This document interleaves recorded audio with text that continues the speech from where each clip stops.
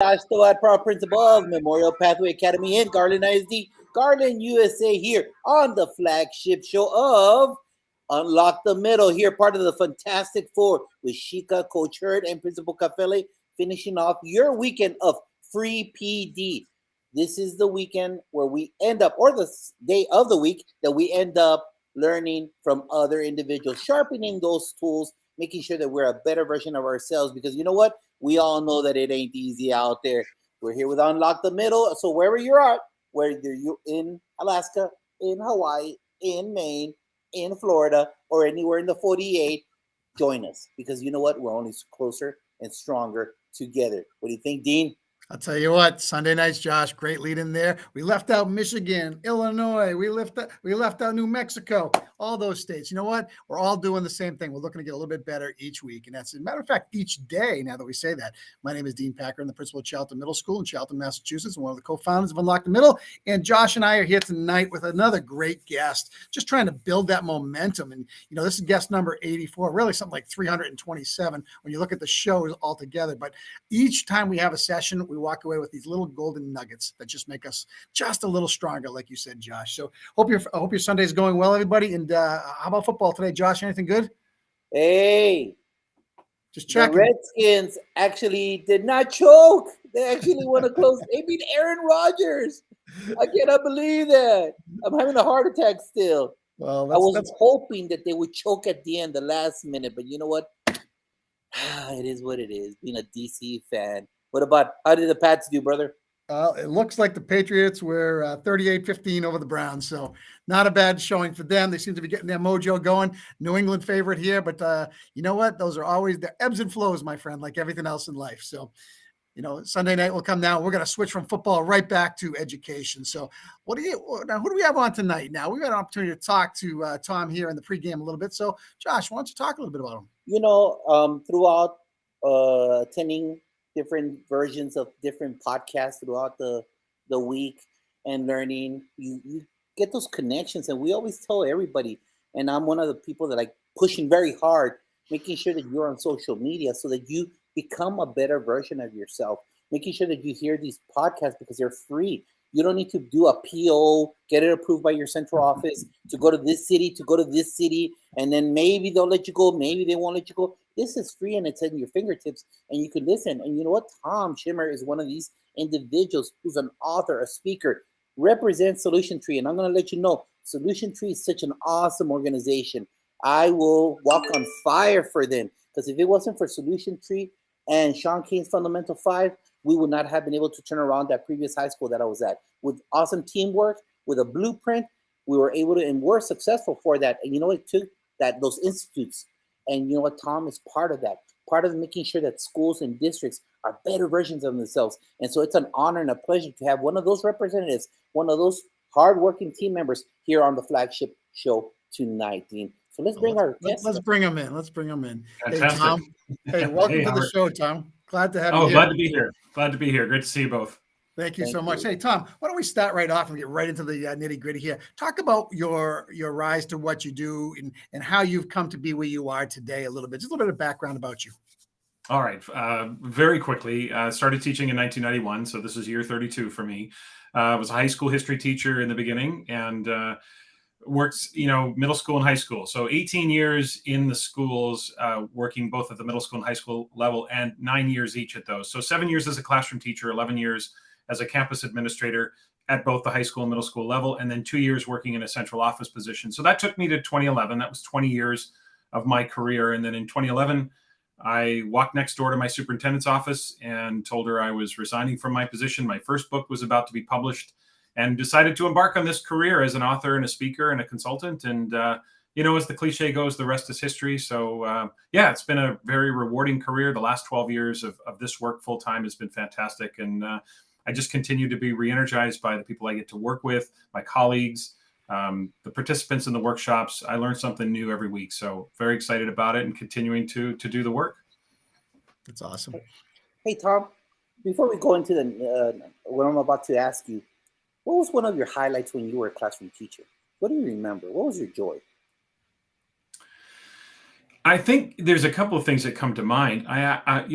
Some people know my backstory, many do not. I did not go into teaching because I love teaching. I went into teaching because I wanted to coach. When I was in college, I decided I wanted to do something with sports, and that was either going to be broadcasting or coaching. But I love the competition, so I decided to get into teaching. I think as a classroom teacher, I remember that moment, probably my second year. I mean, first year, you're just trying to survive. But my second year, I remember just having a breakthrough moment with a student where it was a struggle. They were struggling with, we're looking at something in history. And I don't remember all the details, but I do remember the moment. And the moment just was when I was able to, as a teacher, create an opportunity for that student to finally understand, sort of after a struggle. And it just was a click for me. It just kind of went like, this is really rewarding, and this job itself. So I started to focus on my teaching as opposed to teaching as a means to be a coach. And so I remember that. I also remember the times when I learned as a classroom teacher. This was probably more when I was an assistant principal in a middle school, because I was teaching 50% of the day. And I remember when I learned, just these ideas around how to create a more inclusive environment, a more positive environment, and not to be so punitive and so disciplinary with my students. Those were breakthroughs for me, for sure. So lots of lessons along the way, but those are two that come to mind. Wow, that's awesome. Thank you for sharing. And now that's a great segue into what do you feel right now that educators need to understand, know, on how to assist their kids after this last 2 years?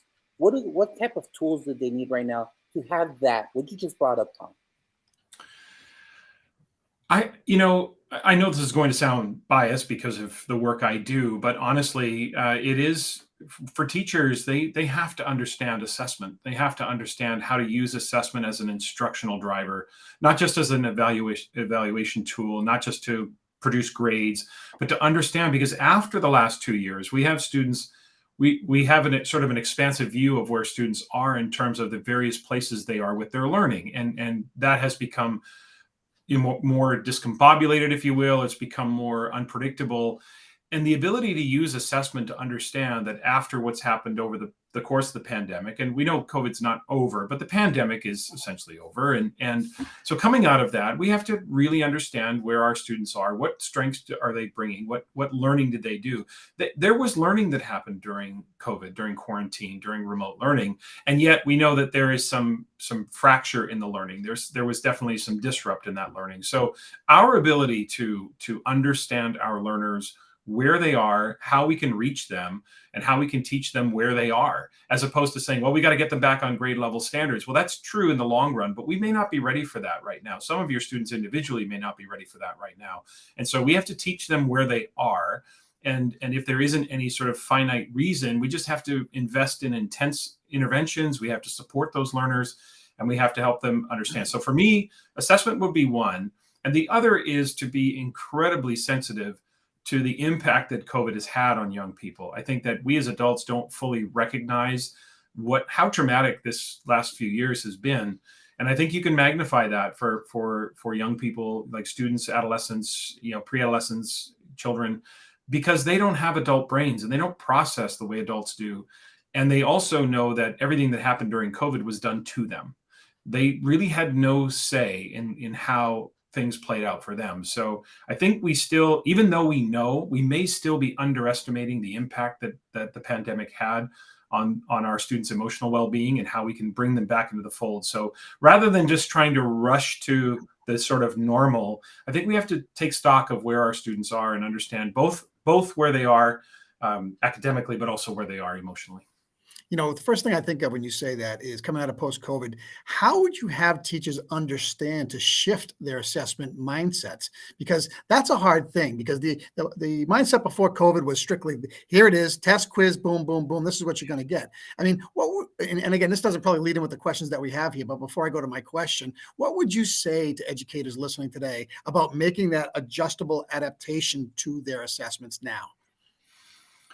Well, there's a few things, and I think you're right. There is that pre-COVID, test, quizzes, assignments, points, percentages, and all that. But at the same time, there was a lot of work that was happening, for the last 20 years in moving to more standards focused and being more key with feedback and all of that. But what I would say to teachers is the biggest mindset shift is if you can start to look at assessment as more a verb than a noun, if you can start to see an assessment as something that causes subsequent action, it's something that I use to help me make instructional decisions. If you can think about assessment as one of the most important instructional strategies, as opposed to an evaluative strategy, I think when you see it as a verb, I gather evidence to take action instructionally. So to find out where students are in their learning would be to assess them or take inventory on their skills to see where they're strong, what needs strengthening, and how we can then sort of address those issues with interventions. So the idea of the biggest idea for me is just using assessment formatively means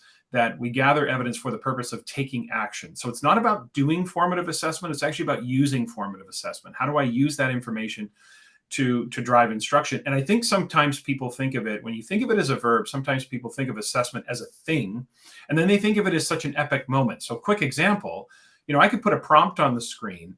I could ask the students in groups of 4 to talk about how they would answer the prompt, or put a problem on the screen and say, okay, talk to each other about the strategy you would use to answer this problem or address this question. And then I just go listen to them. It's one of the most underutilized strategies, is just listening to students talk to each other about their learning. You're going to hear the understandings and the misunderstandings, and you're going to start to see some patterns.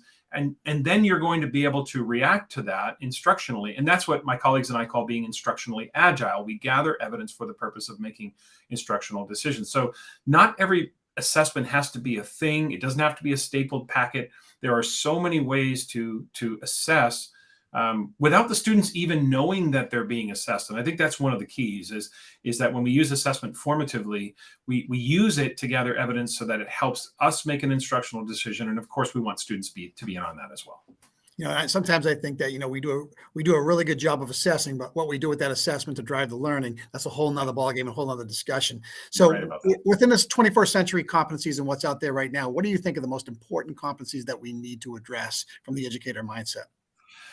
Well, my colleagues and I wrote a book called Growing Tomorrow's Citizens in Today's Classroom. And we think that there are, we talked about assessing 7 critical competencies. And we talked about, of course, almost every jurisdiction has the big 4, the big 4 being critical thinking, creativity or creative thinking, collaboration, and communication. That's P21, and all the organizations call those the 4 C's, right?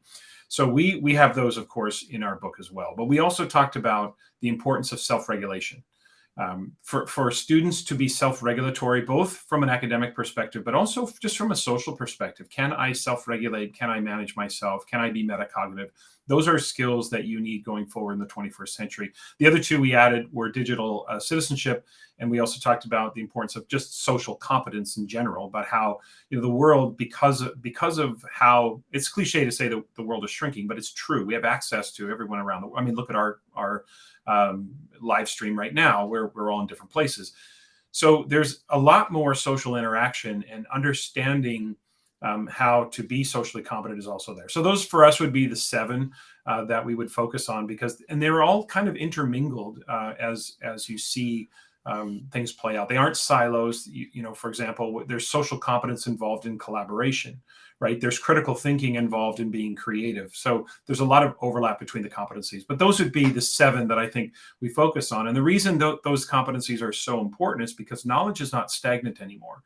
Now, knowledge keeps, there's a group of researchers out of Australia, climate change experts, that say we are in the age of acceleration. This comes from Thomas Friedman's book.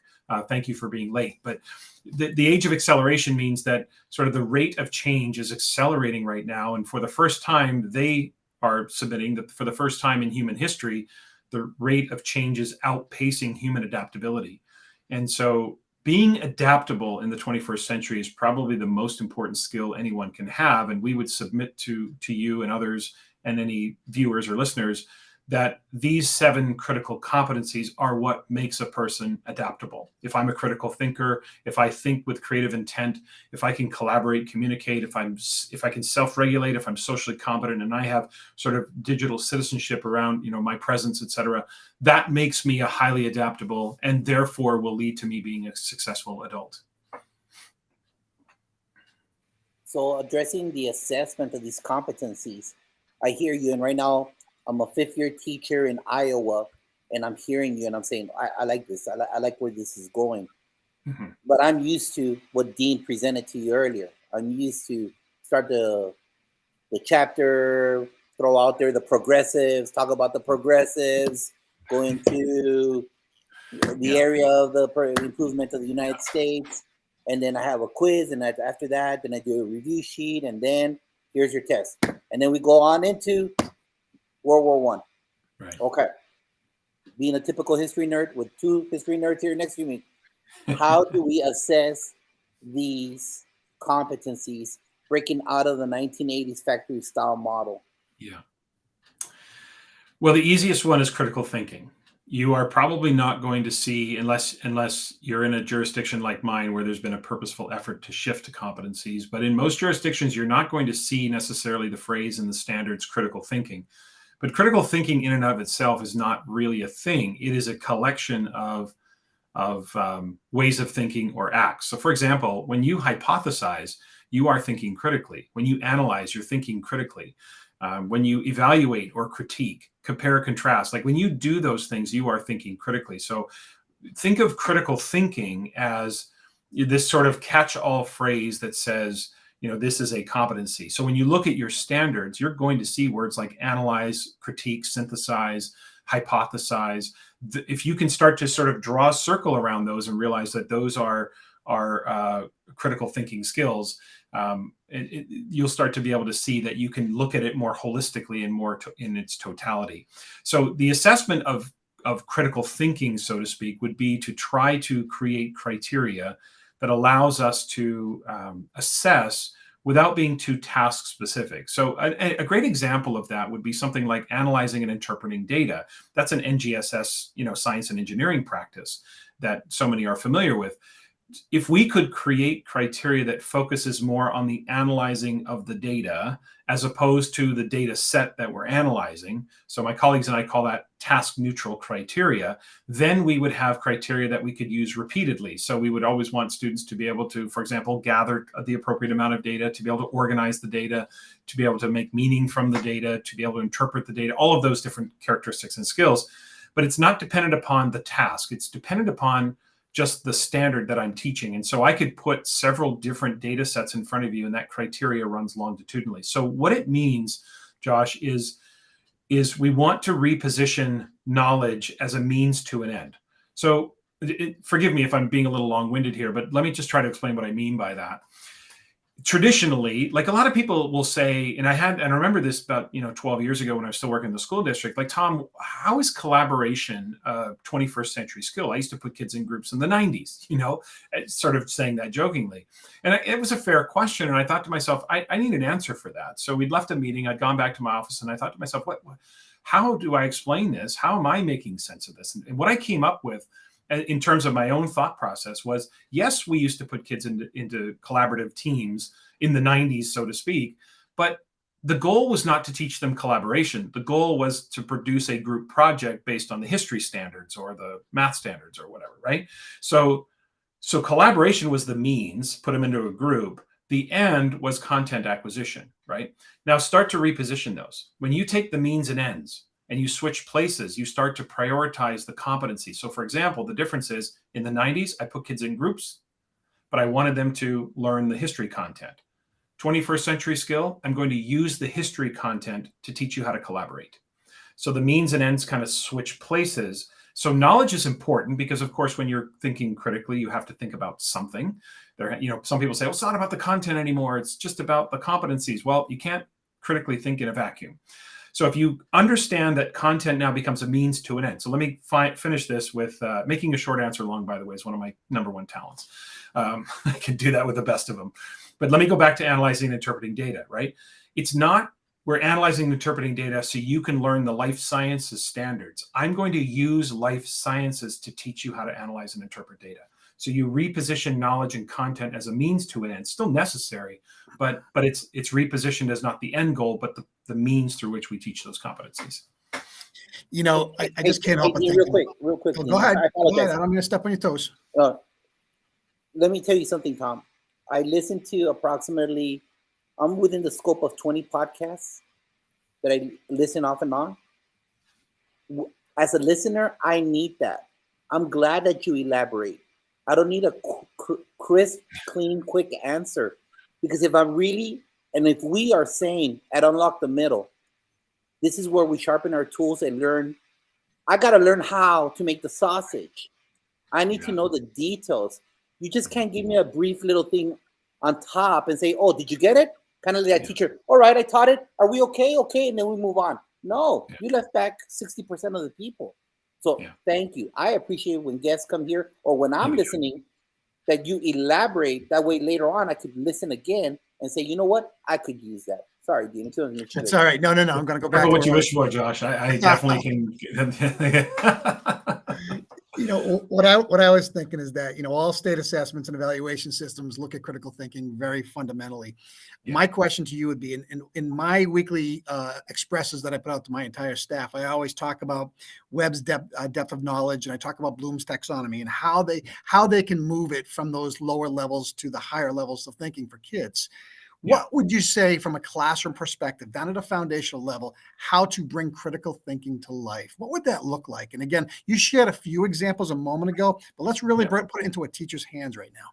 Yeah, it's all over the standards. Like you'd have to close your eyes and purposefully ignore it to not cover it in your standards. Now, what's different is that, collaboration is not all over your standards. Creativity is not necessarily all over the standards, but critical thinking is one that you can't help but do by default. But what it means then is if we wanted to zoom out and say, how are our students doing with critical thinking? Then we would want to sort of draw that circle around all of those different skills. How are they at analyzing? So if we're analyzing primary and secondary sources historically, and we're looking and we're comparing and contrasting some of the different perspectives that those who were there versus those who weren't there are bringing to a historical event, that's critical thinking. That is the ability to understand, the analysis of it and understand the details. Analysis means pulling apart. Synthesizing means pulling together. When you see these words, when you start to understand what critical thinking is, you're going to see them all over your standards. And really it's just a concerted effort of being very purposeful about thinking about them as connected ideas as opposed to separate ideas. When I'm critiquing, I'm thinking critically. When I'm evaluating, I'm thinking critically. When I'm analyzing, I'm thinking critically. When I'm synthesizing, hypothesizing, comparing, justifying, those are all critical thinking skills. And so it's really important that as a classroom teacher, if you want to zoom out and say, how are our students doing with critical thinking, you have to make an effort to recognize all of the standards that represent levels of critical thinking so that you can, I guess, again, I keep saying it, draw a circle around them figuratively and just say, this is where they are with critical thinking. Thank you. You can't help but do it. You're already, what I say to teachers all the time is you're already doing it. You just don't know to call it critical thinking. But the standards are quite robust and they're quite sophisticated, and I just don't see how a teacher, you'd have to be really purposeful about not getting there. Now, to the point about Bloom's taxonomy and DOK, I think one of the mistakes that teachers make with those is they think they are oppositional or a binary choice. They actually are complementary. You need to use both of them. And I use this example all the time because we've been talking a lot about analyzing. So, for example, the verb in your standards, or the verbs, are going to identify two things for you. They're going to identify the cognitive rigor of the standard, and they're going to help you with the assessment method. The verb will help you with the method, right? So, and I know this sounds really fundamental, but it's surprising sometimes how much we sometimes forget this. And I remember forgetting this too. But if the verb says explain, then you best get an explanation, right? Which means we probably want to eliminate multiple choice as an assessment method, a selected response, right? If the verb said identify, then sure, selected response. So the verb will help you identify the method. And in assessment, there really are only 2 or 3 methods of assessment. There's selected response, there's constructed response. And then the third one, which is really a subsidiary of constructed response, is performance assessment. So when your constructed response attempts to emulate the authentic context within which the learning is meant to be applied, you have a performance task or performance assessment, right? It's authenticity. So inside the method, though, is the format. And the formats you can play with. So if I determine that constructed response is the right way to assess, I can do it orally, I can do it in written form. Most standards don't dictate the format. Unless it's a writing standard, you don't really have to, an oral response. If students are, for example, in elementary school, determining theme and summarizing a piece of literature, there's nothing that says the summary has to be in written form. It could be, but it doesn't have to be. Okay, so that's Bloom's. DOK is the depth of thinking required to meet the standard. So that's usually right behind the verb. So the verb says analyze. The question would be to what depth of knowledge or to what degree, because every verb can be taken to different DOK levels, right? So I could have you analyze, which means to pull apart, for the purpose of retrieving information. Just look at this data set and go get me some information. That's DOK1, recall. I could also have you analyze for the purpose of doing something procedural, right? I have you reorganize the data set in a way that it didn't come to us. So that's DOK2, doing something procedural. I may ask you to analyze data to draw an inference or draw a conclusion, or what is it really telling us? What are you learning from that? That's DOK3. I'm doing the thinking. DOK4, extended period of time. Look, we've looked at 4 data sets this week. What overarching generalization can you make? So this is how teachers will end up covering their standards by sort of cognitive rigor, analyze, but they won't cover their standards by the proper depth of thinking, because they haven't. If I'm a teacher and I have a standard that says analyze for the purpose of drawing an inference, and I have my students analyze for the purpose of recall, I haven't reached the right depth of thinking or the right level of sophistication with the standard, even though I might think I've covered my standard. And that's where sometimes teachers can get caught, where students are unprepared for a state assessment, because the state assessments are going to definitely assess the right depth of thinking. And this is one particular area where it's not the test's fault that the students are unprepared, because I didn't get those students to the right depth of thinking or give them the opportunity to get there. So that's where we have to really understand the relationship between Bloom's taxonomy, which is the verb, but the verb is not enough, because the depth of thinking required to do the verb, if you will, is also needed, so that we understand. Because DOK is all about alignment. My good friend Eric Francis, who wrote a great book called Deconstructing Depth of Knowledge, talks about how important, and he talks about how DOK is all about alignment, right? And I think that's a perfect way to explain it, which is, are my assessments assessing what they're supposed to be assessing? Are they reaching the right depth of thinking? Thank you. Hey, that's exactly what I was looking up right now on my phone. We had him, I think, a month and a half ago, and he blew my mind. Just great stuff. And you know what, Tom? If you're a brand new teacher out there and you hear this, this is crucial for you to listen again, because you can't assume that they know that, Tom. Right. How many brand new teachers do we have in education right now? Don Miguel Ruiz, we can't assume that they know it. They don't. They're just, like you said, the first year, Tom, you said your first year you were paddling like a duck. Yeah, so sure. Right now, no one's worried about DOK. No one's worried about that, especially with the discipline issues that are tied. Right. Survival first. Correct. So it's very important that this is the kind of show that does sharpen your tools. Make sure you watch it again. Mm-hmm. So this leads into, you're not a silo. And Solution Tree, the organization you work for, it's a crucial entity for educational success. I speak volumes of it because I've lived through it. So my question to you is, how do we get together as a professional learning community, which is the whole school? Yeah. The whole school. Solution Tree will tell you that. A lot of people use it wrong. We don't want PLC light. We want PLC right.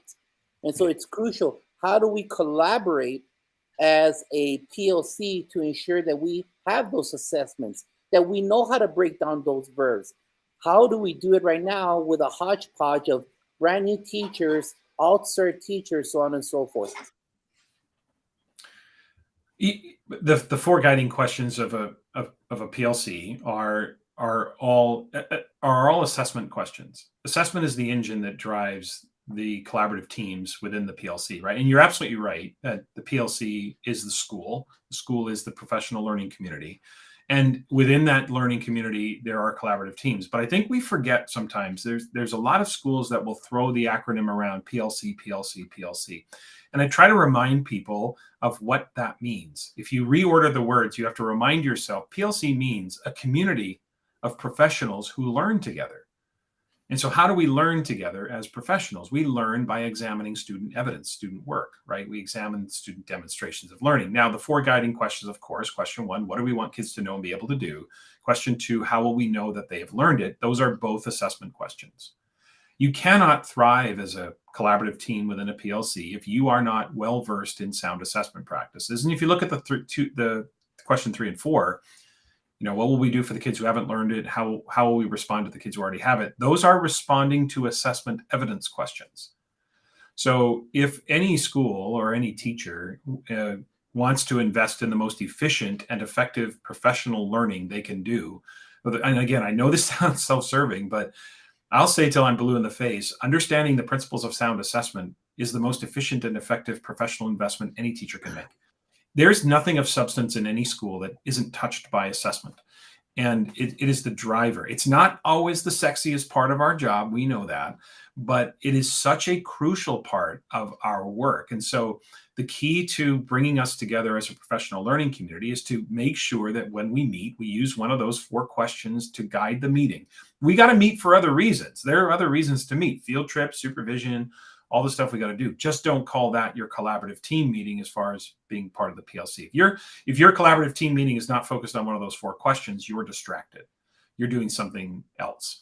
So it's about using student samples. It's about calibrating on criteria so that we measure or create reliability amongst our professional judgment. We make sure that we are on the same page. It's one of the reasons why teachers don't trust their professional judgment, is they don't always know if their colleagues would make a similar decision if they were examining the same evidence. And so by getting together and getting that on the table, we start to talk about what quality evidence looks like, and therefore we can judge the degree to which students have met that goal or not met that goal, and then what our instructional response will be. So to me, it's about using one of those 4 questions to bring teams together, gathering student samples on your high priority standards, especially because no one in the school has all the answers, but collectively we do. And if we get together and we get that on the table, then we can have a conversation about how we're learning as professionals. And it only benefits the students that teachers are coming together to plan what the next steps in instruction are. So to me, it's using those 4 questions. It's creating that environment where we're all learning together and getting better. And that's not the best word, but we're getting better, meaning more effective at how we examine evidence, how we understand what's next in learning, and how we support our learners along their trajectory. Tom, you're dropping so many great nuggets out here. And quite frankly, as a building principal, I'm saying to myself, I'm going back, I'm going to use this video over and over again and have my PLC team members watch it and listen to it and just kind of really, absorb it. But my question directly to you is, you're looking at the term creativity, and creativity becomes stymied when you are enamored by standards and a mile long and a mile thick. So I always tell teachers the one thing they always control is their own creativity and how they roll this out, because creativity leads to student engagement, and the more student engagement leads to the deeper learning. So if you understand the process of what that looks like, you're going to be off in a good direction. Talk about how team members can expand creativity within their teams of learning in their learning areas. I think that's a great word to use, expand, because I think most of the time when you say the word creativity, most people think of, producing something that's aesthetically pleasing, thinking artistically. Same meeting. Remember the meeting that I came out of where somebody said, how is collaboration a 21st century skill? When I came out of that meeting, and it was our province here in British Columbia was really initially talking about moving toward a more competency-based 21st century skill. So one of the questions I was wrestling with was, how do we assess creativity without stifling creativity? Because if I judge something to not be creative, am I not then going to stifle someone's willingness to take risks and all of that? And through the combination of my own thinking and just trying to process it, and then reading Howard Gardner, what I've come to understand is that and my colleagues and I, Cassandra and Nicole, we write about this. We think the most effective approach with creativity is not to judge the outcome, but to judge the process, right? So it's the degree to which a student thinks with creative intent. And so the word expand is a really important one, because we have to think of creativity as, thinking that there's that cliche, thinking outside the box, right? It's thinking in new and novel ways that are outside of our habitual ways of thinking. So when you focus on, and so Howard Gardner talks about 5 minds of the future: the disciplined mind, the synthesizing mind, the creating mind. Those are the 3 on the cognitive side. And then there's the respectful mind and the ethical mind. But from the cognitive side, the creating mind is about thinking in ways that are outside of our own sort of habitual ways of thinking. So if you go back into your standards and you start looking at your standards from the perspective of, for example, hypothesize about a different ending to a particular battle or war had this not happened. That requires critical thinking because you have to know the content, you have to know what happened, and then you have to start to use your imagination and think creatively about what an alternative ending and what would the ripple effect have been. What would the impact be had that not happened, or something scientifically, or imagine a different ending had the main character of the story not gone back. And what would have happened? Those are simple ways to think about, using our minds to imagine or to experience different things. Creativity can happen internally. We may not even know that it's happening. When you listen to a song, or you have thoughts, you start to think things. It moves you emotionally and in new and sort of novel ways. And so if we can expand our understanding of what creativity is, and so again, we would say it's about thinking with creative intent, and you'll find opportunities all throughout the standards. But if you're looking at your standards and thinking about creativity from I need my kids to produce something artistic, then you're going to be disappointed with what you see in your standards. So if you look at it again through the lens of it's thinking with creative intent, you're going to find it everywhere. Great answer. Thank you. You're welcome. Just Tom, in a closing, can you address real quick just how we grade with all these how do we use grading system to help us out with the assessment? Yeah. We started off by seeing the example of FSGPT within the classroom at the very start. Yeah. So how can we do something to where we don't throw that teacher that's been in the classroom for 25 years for a loop? I think grading is also very important. It's a big topic for sure. It's what I talk about so much. And I know it really does depend on where people are in their assessment practices, because a lot of times we forget that grading is assessment. So I'm going to go on a bit of a tangent here, but then I'm going to come back to how we assess these competencies. For some reason, people think that when they're grading, there's different rules, but assessment is just assessment. If you think of assessment in its simplest form, assessment is just the gathering of evidence about student learning. You're going to either prioritize the formative purpose, which means you've prioritized feedback and next steps and along the trajectory or the progression of learning, or you've prioritized the summative purpose, which is judging the degree to which a student has met the learning goal, and that's grading, summative assessment, but it's still assessment. And so there are fundamentals and rules that we have to follow. And I always say it this way to participants in the workshops I do: if accurately reporting student achievement doesn't matter to you, then you can do whatever you want in your grade book, have at it. But if accurately reporting student achievement matters, and I know it does, then we have to follow the principles of sound assessment. That's just the way it is, right? Okay, so that means what we've discovered in through the educational research is that the 0 to 100 scale is incredibly inaccurate and unreliable. It is, whether you're directly assessing or indirectly assessing, the percentage scale is not as precise as you think it is. So if we want to have success assessing these critical competencies, we are going to have to use criteria that's probably coming in the form of a rubric and use fewer, more clearly discernible levels as opposed to a 0 to 100 scale. If you try to assess these competencies with points or percentages or things like that, it's going to fail miserably. It's not even going to align. So just to finish that point, the reason a percentage scale is inconsistent or unreliable, the best case scenario is you get an incomplete view of the learner, because two students could have the same percentage score. You could have two students with a 75. One of them got a 75 because they got 15 out of 20 on an assessment, and they left 5 questions blank and had no idea how to answer those questions. The other student got 15 out of 20 because she answered all 20 questions, understood how to answer those questions, but made 5 simple mistakes. Those two students are not in the same place as learners, but the 75% will never distinguish that. That's because a percentage score does not account for the type of error that they made. So that's the best case scenario. What we know when we're making indirect scoring inferences, where you have to infer quality, like with writing, where I have to read the writing, judge its quality, when teachers over the course of over 100 years have been asked, the research has synthesized over 100 years of research where teachers were given the same essay, for example, asked to judge its quality and then give it a 0 to 100 score. As of 2019, as summarized by Tom Guskey and Sue Brookhart in the book called What We Know About Grading, the first chapter, the margin of error amongst teachers when making an indirect scoring inference and applying a 0 to 100 scale, plus or minus 5 to 6 points. So you could have teachers that are 10 to 12 points away from each other. So what I always say to people is this stuff didn't just fall out of the sky. We had 100 years of research that said we cannot get teachers to make reliable scoring inferences within any closer than 10 to 12 points. So what is the answer to that?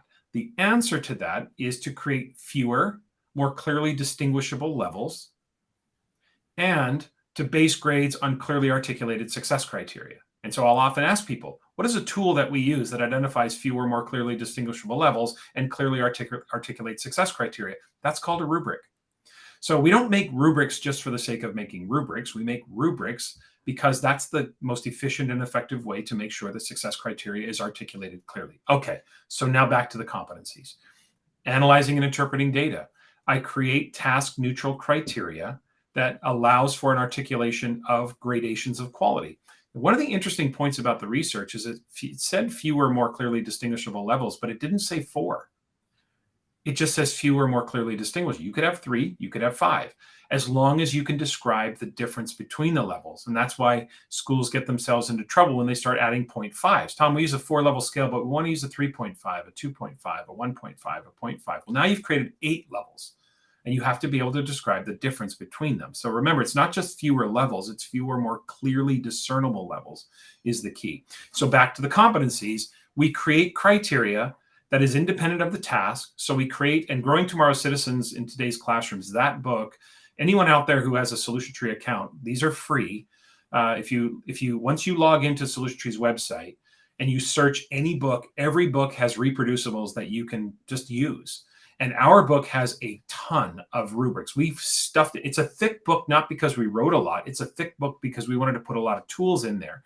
So you go to the chapter on critical thinking, and there'll be a number of different rubrics that we provided as samples that people could use to assess critical thinking. They're not all about everything. So the example of analyzing and interpreting data is there. We've got some on project-based learning, things like that.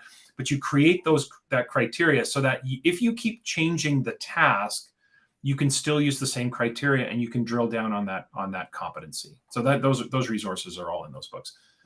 I mean, there's a whole Josh, you told me I could go long-winded, so I was going to do a deep dive for you. I would love to see how you would calibrate a whole school on assessment and really kind of bring them in. And you can hear it here, from the rubrics to breaking it down to ensuring the equity across the board for learning for all, and that the number is the same. And that's the problem with numbers. I mean, again, going back to standards-based, reporting out, you're going to report back out on the feedback on the standard. You got much more clearly identified areas of growth where a number, it's arbitrary. And especially if it's not aligned across the whole grade level or across the district. Think about that for a second, how that can impact somebody's overall achievement. Absolutely. It have a massive impact on GPAs, because what happens in the 0 to 100 scale is just not like, when you think about the very notion that any teacher can distinguish between 101 levels of performance if you count the 0, it's absurd. And then if you add in decimal places, if you can calculate grades to a singular decimal place, what you're asserting is that there are 1,000 distinct levels of performance, 4,000 of which would be passing if your passing threshold is 60%, right? 2 decimal places, and you now have 10,000 distinct levels of performance, 4,000 of which are passing if your passing threshold is 60%. So it's kind of an absurd notion to begin with, to think that, but that's where we talk about grade calculation.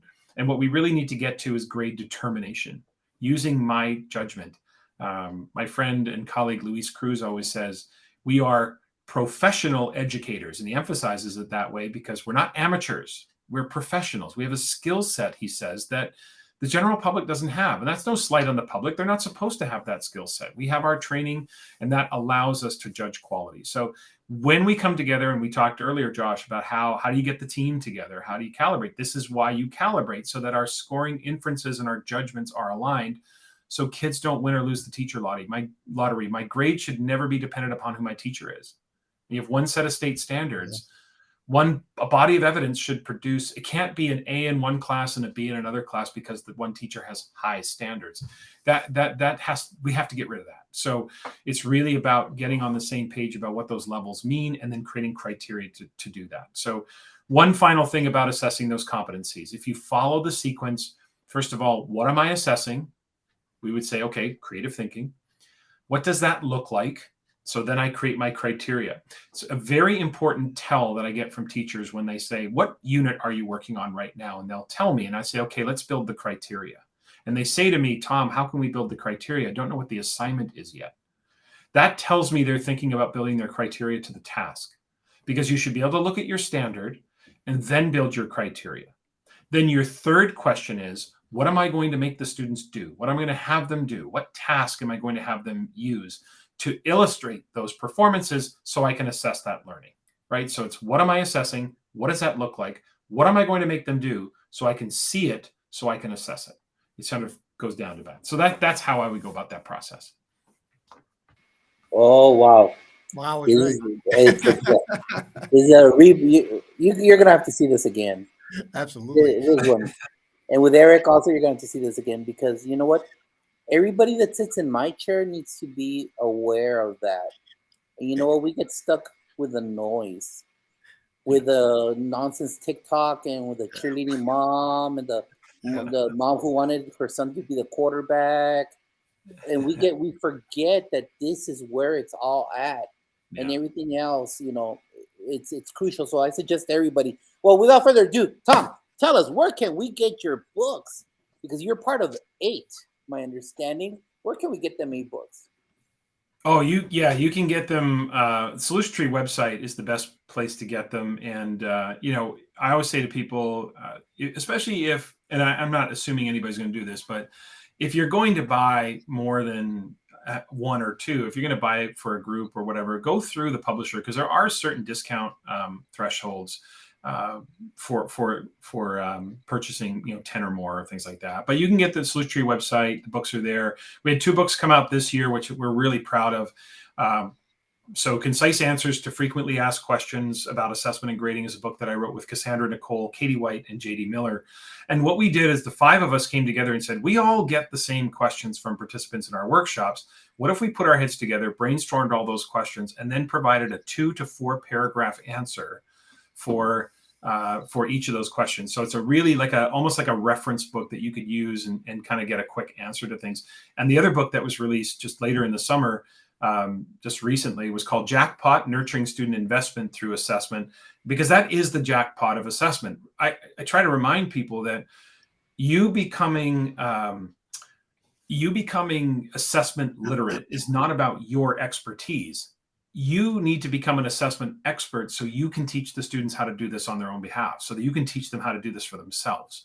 So that's the end. The end is student investment. And so through assessment, we can teach kids how to be more self-regulatory about their learning. And that's the book we released. So Solution Tree website, all of our books are there. The books I've written myself, the books I've co-authored, all available there on the Solution Tree website. Just search the book you're looking for, search my name, and you'll find those books.